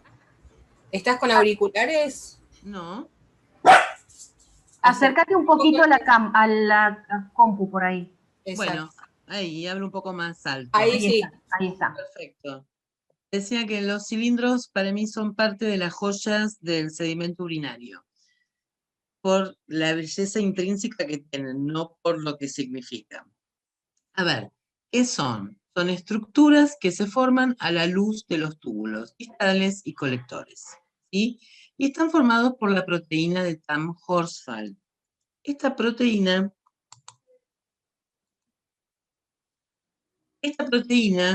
que es una proteína con algunas características fisiológicas benéficas, o sea, cuando uno nombra la proteína de Tamm-Horsfall, enseguida piensa en cilindros, pero en realidad esta proteína recubre los epitelios del árbol urinario porque además, para prevenir infecciones urinarias, la agregación de cristales que podrían estar circulando y además se excreta en forma constante y aumenta en situaciones de fiebre, estrés y actividad física. ¿Qué pasa? Cuando sucede esto, se empiezan a entrelazar las fibrillas de esta proteína que se va desprendiendo de la célula y va formando el cilindro.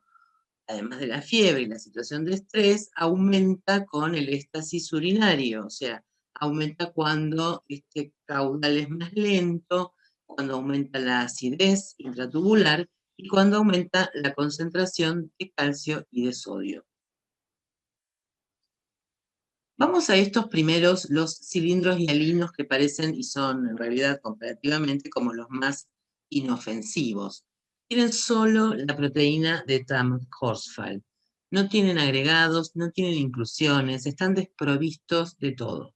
Y son incoloros, totalmente incoloros. O sea que hay que bajar mucho la luz para poder verlos bien. Además, usando por ahí el contraste de fase, los que tienen esa facilidad van a poder observarlos mejor. Tienen un bajo índice de refracción comparados con otros cilindros y están asociados a orinas normales o baja proteinuria, el ejercicio intenso, la fiebre, la deshidratación. Cuando digo fiebre, hablo de muchas patologías que ocasionan fiebre que por ahí en un momento inicial no tienen nada que ver con lo renal, ¿sí?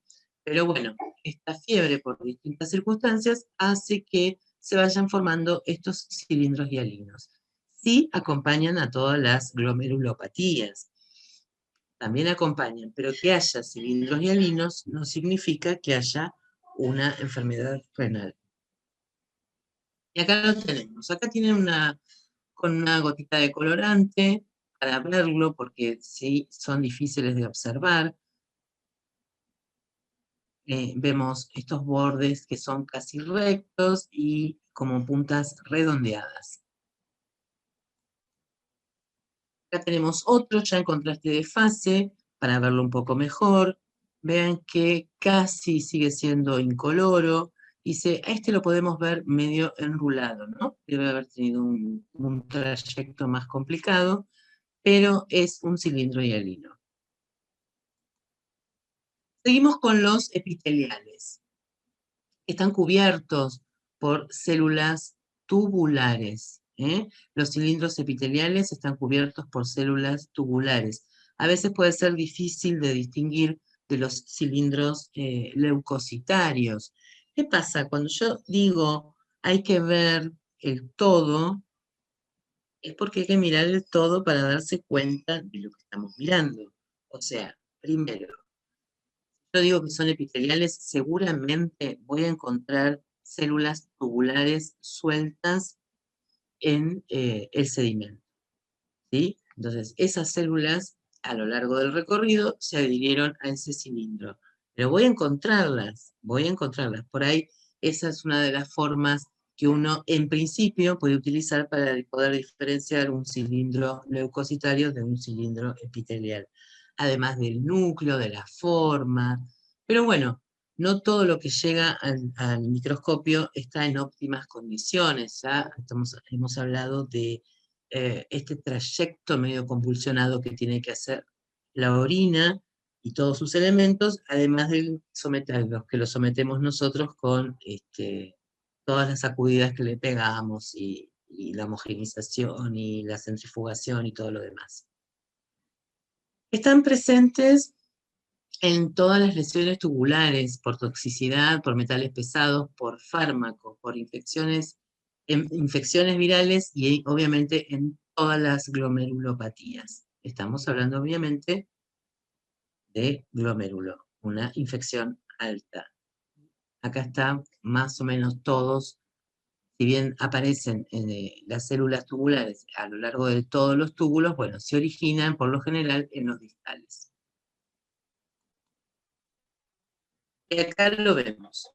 Vemos así, con un poco de esfuerzo, el cilindro, que está obviamente las dos caras laterales, y estas células tubulares pegadas al cilindro. Algunos se preguntarán, y esto la respuesta es, ya se las voy a decir, decimos, ¿cilindros epiteliales o cilindros con inclusiones de células epiteliales? Eso forma parte del criterio de cada laboratorio.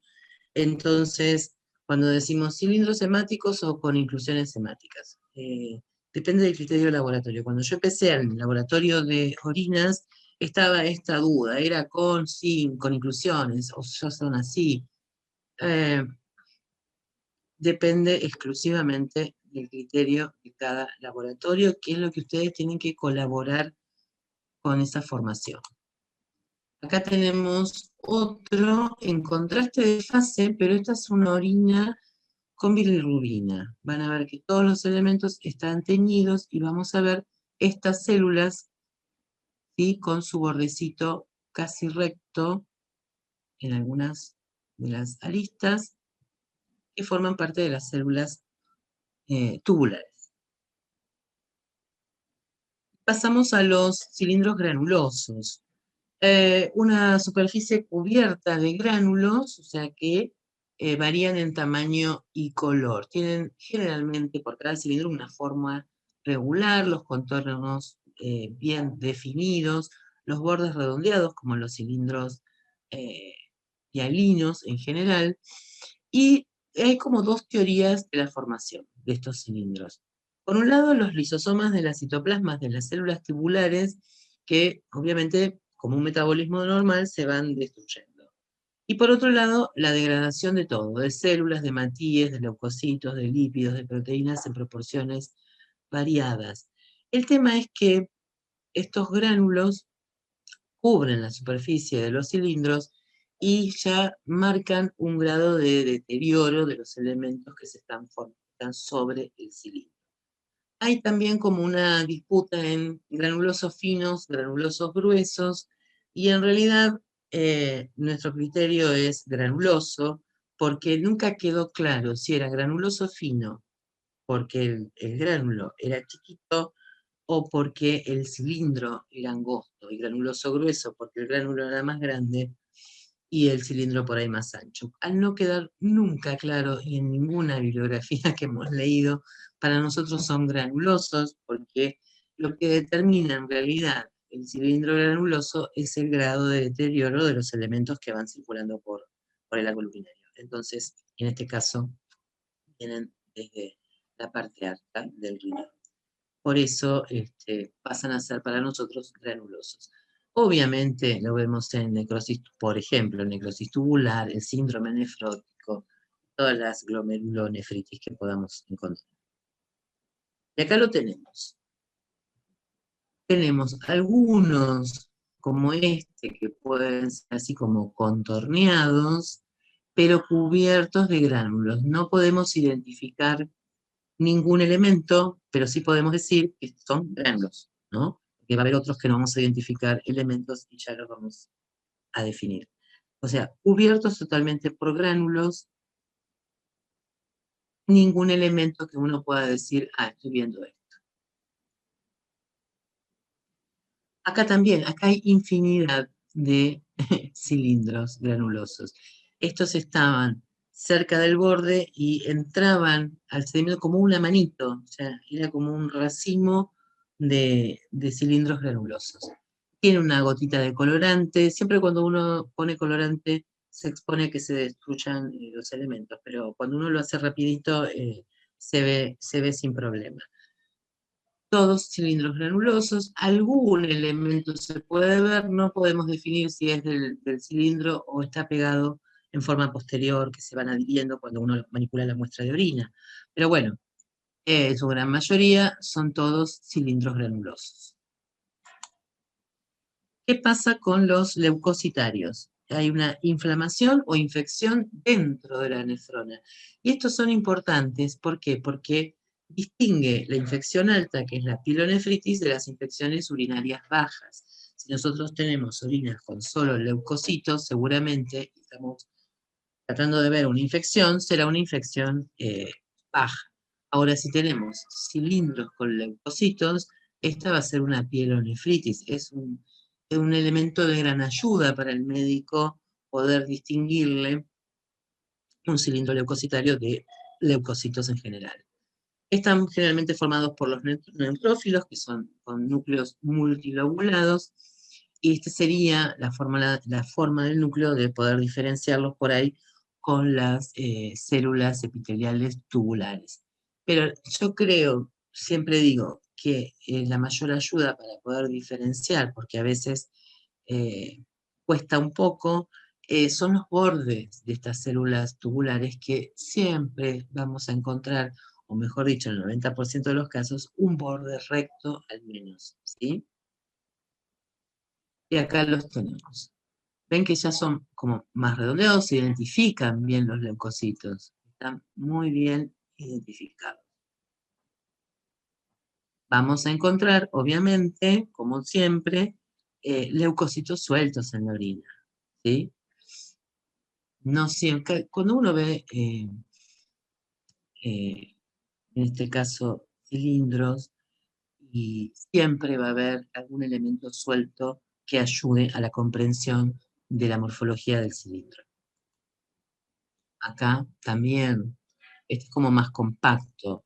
Y además vemos, además de ver leucocitos sueltos, también vemos algunos hematíes. Los hemáticos, ¿sí? Obviamente tienen esta presencia de hematíes en la superficie.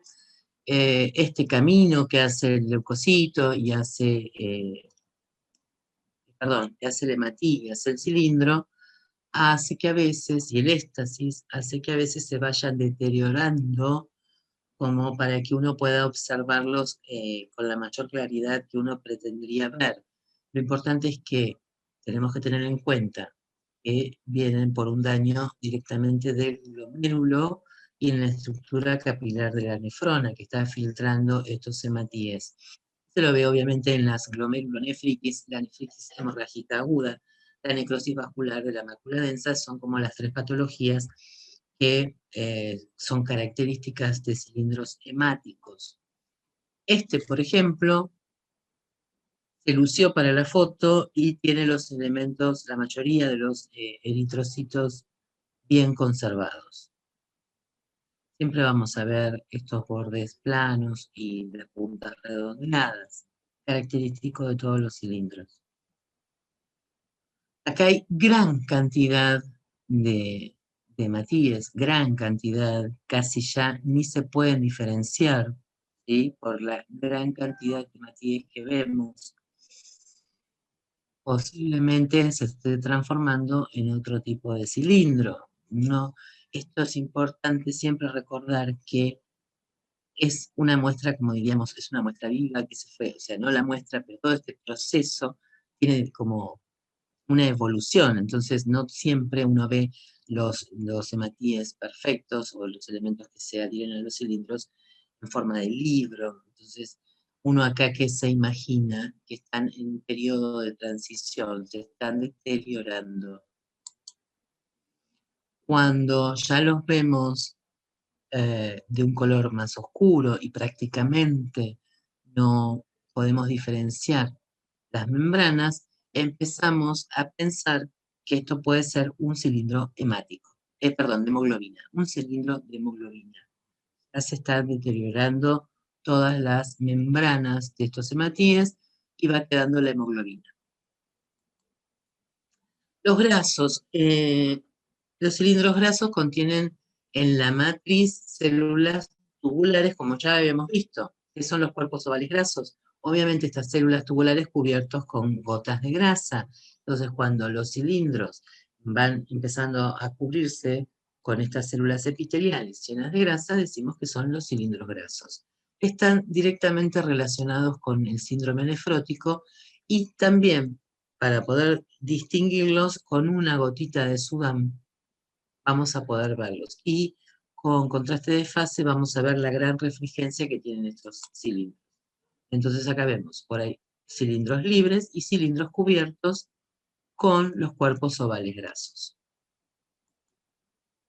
Estos están completamente cubiertos de grasa, ¿sí? Nos pasa lo mismo que con las células tubulares, que no podíamos identificar los núcleos, pero bueno, vamos a ver células tubulares sueltas, células tubulares con grasa, cilindros sueltos y cilindros cubiertos con grasa. Y acá viene el extremo del extremo, esto es lo más preocupante, los cilindros serios, con un alto índice de refracción, o sea, es la cara opuesta del cilindro hialino, son oscuros, más grandes, a veces se ven los bordes quebrados. Se forman en el éstasis extremo de la orina, cuando ya casi no lenta la circulación de orina por los túbulos y por todo el árbol urinario, se van formando por ese éxtasis extremo.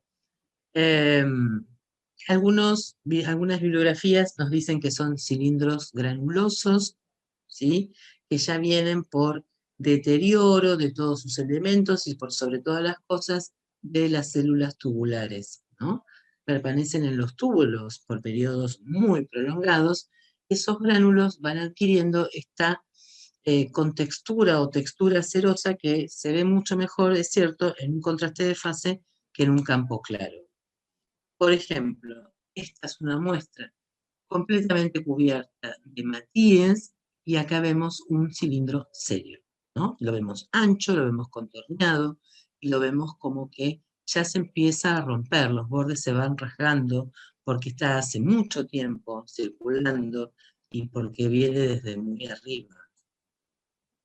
Esta es la misma foto para que vean la diferencia, el mismo cilindro, en realidad no, el mismo cilindro para que vean la diferencia entre lo que es mirar en campo claro, que obviamente se ven perfecto, o sea,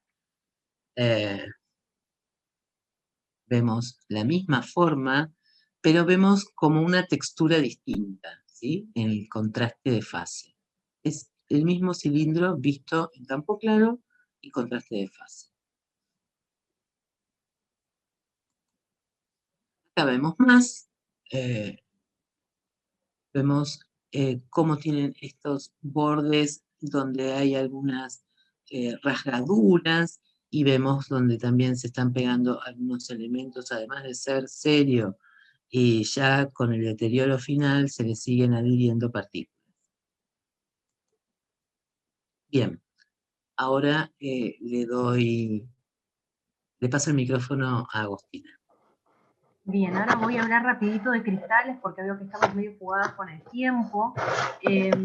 Podemos encontrar cristales, que es la precipitación de algunos solutos que están en la orina, que pueden ser sales inorgánicas, algunos compuestos orgánicos o incluso medicamentos, que van a precipitar por cambios de temperatura, porque el soluto está muy concentrado o por temas de pH, que por su KPS o producto de solubilidad van a hacer que esas condiciones hagan que esos solutos cristalicen. La siguiente.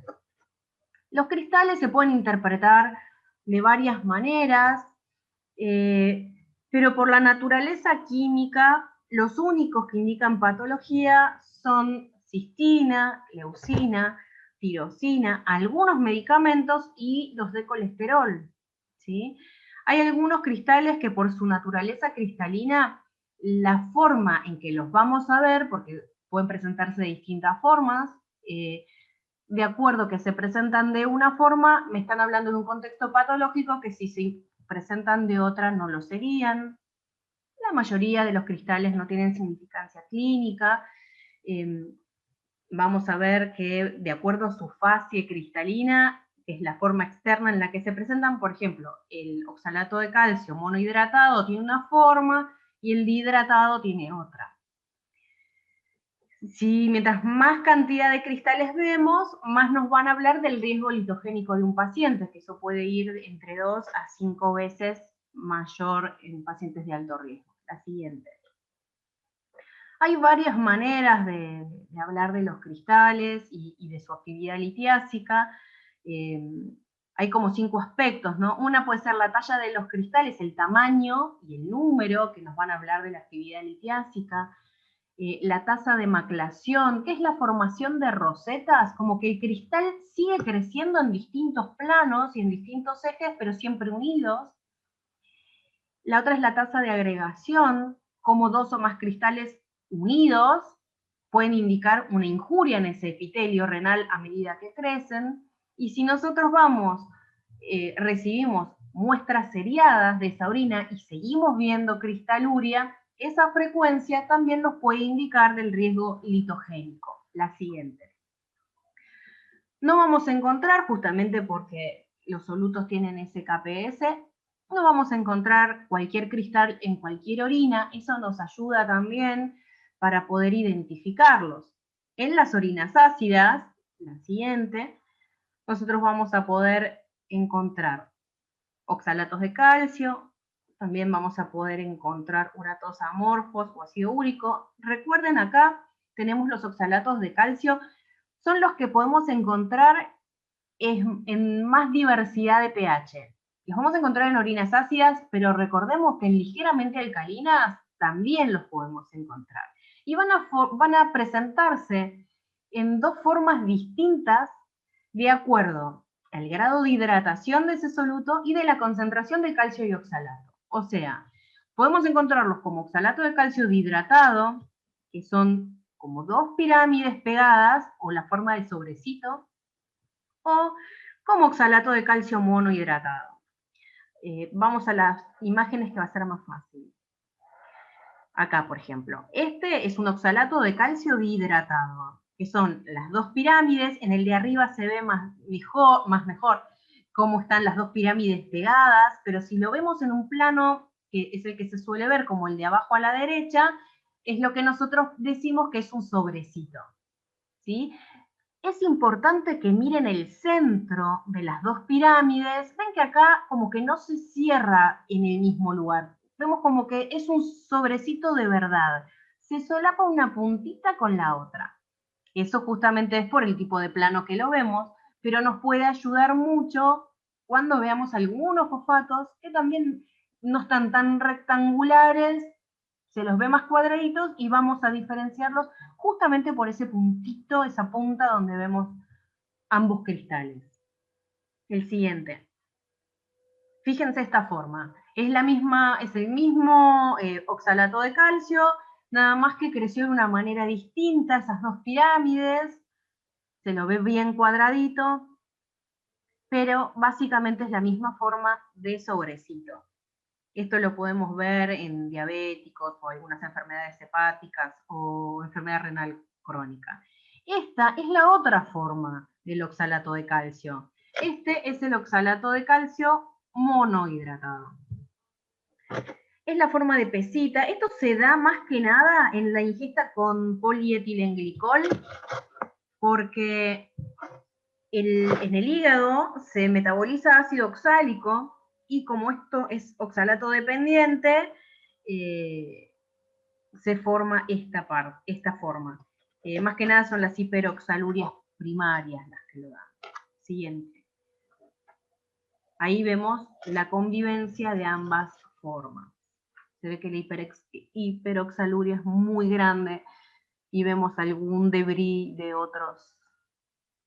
otros cristales que de acuerdo al pH tendremos que ver. Estos son los uratos, que vimos que también los podemos ver. Los uratos amorfos, que es lo que significa ahí de estructura no estequiométrica, eso quiere decir que son amorfos, son más amarillos castaños. Cuando uno ve el sedimento de orina, ve un colorcito rosado, igual no nos podemos guiar en general de ese color, pero nos puede dar una idea. Y el ácido úrico, que también son polimórficos, dan un sedimento más anaranjado. El ácido úrico obviamente tiene que ver con su metabolismo porque se da en concentraciones aumentadas de purinas. Pueden ser pacientes con quimioterapia y con gota, pero también algunos ataques de psoriasis también genera ese turnover rápido de purinas y pueden dar ácido úrico.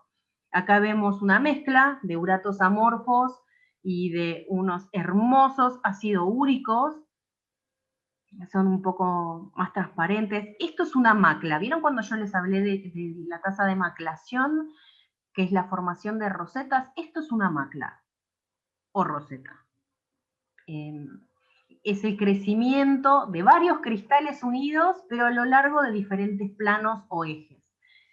Esa roseta también del ácido úrico. Mira la siguiente, qué interesante, crecieron casi todas sobre un plano, pongámosle horizontal.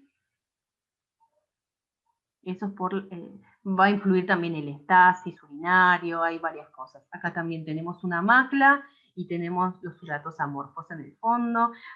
Parecería que hay unos oxalatos ahí también, medios escondidos, hasta el monohidratado y el hidratado. Bien. En orinas alcalinas podemos encontrar más. Vamos a la siguiente. Tenemos los fosfatos amorfos, no los vamos a saber diferenciar más que por el pH de la tira, también es un aspecto granular, precipitan en blanco. Los fosfatos triples o amónico-magnésicos suelen venir por infecciones urinarias asociadas a bacterias que hidrolizan la urea. Y cuando vean la forma, que se las vamos a mostrar, la característica es de prisma y broche, que ahí lo vamos a ver. El fosfato de calcio son placas rectangulares más grisáceas o en prismas que forman rosetas, son también polimórficos. Los biuratos amonio que pueden estar con espículas o sin espículas, pero siempre son amarronados, son muy lindos de ver. Y los carbonatos de calcio que son incoloros y también pueden tener forma de mancuerna o esféricos. Vamos directamente a las fotos mejor. Acá vemos fosfatos triples y también amorfos. Están en una forma de las tantas que pueden tener los triples. Suelen verse en orinas normales.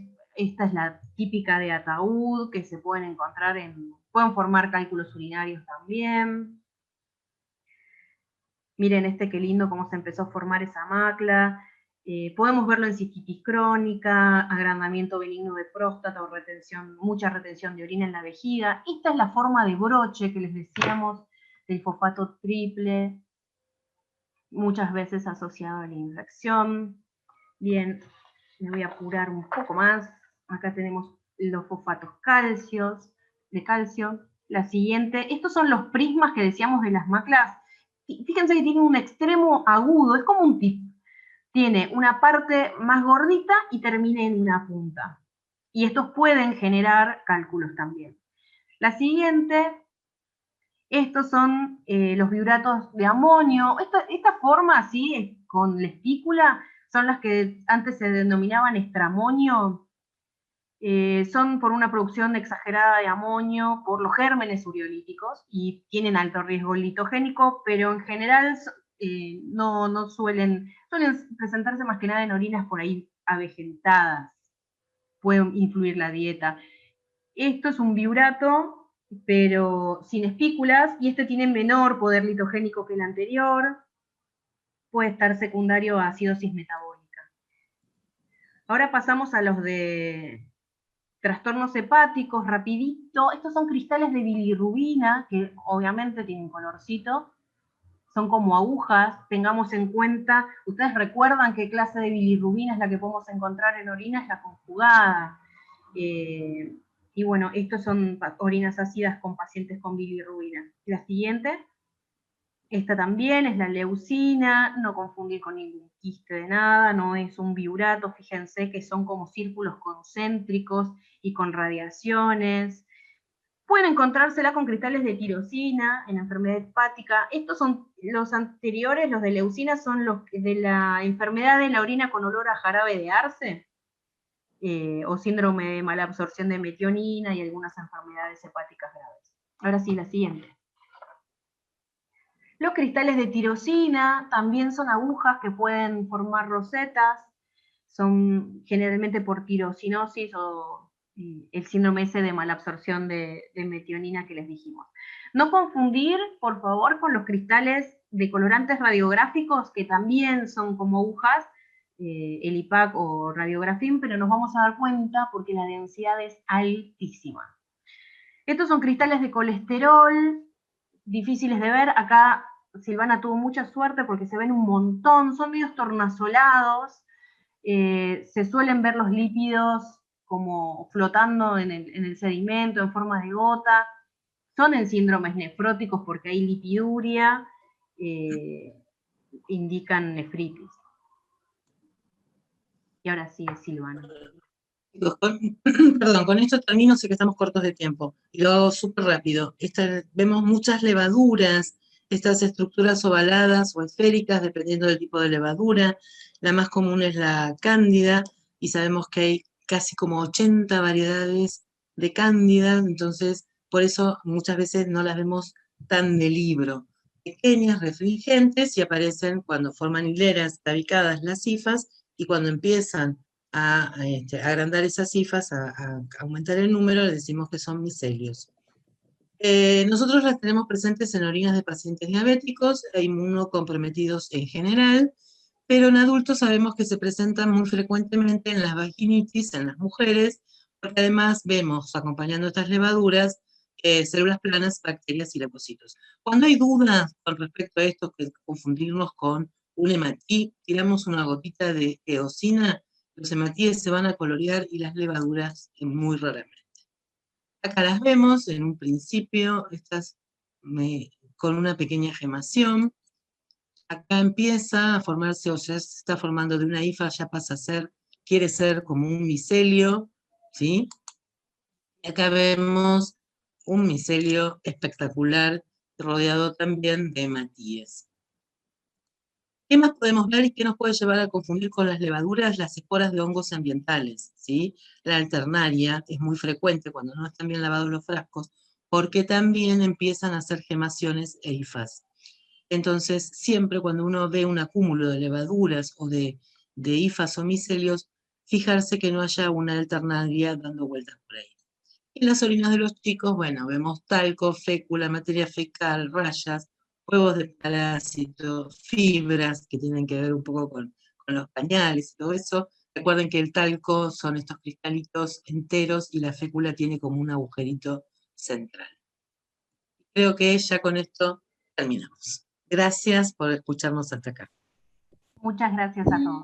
Muchísimas gracias, Sil. A ustedes por convocarnos y por escucharnos. No, gracias. Por favor, un placer.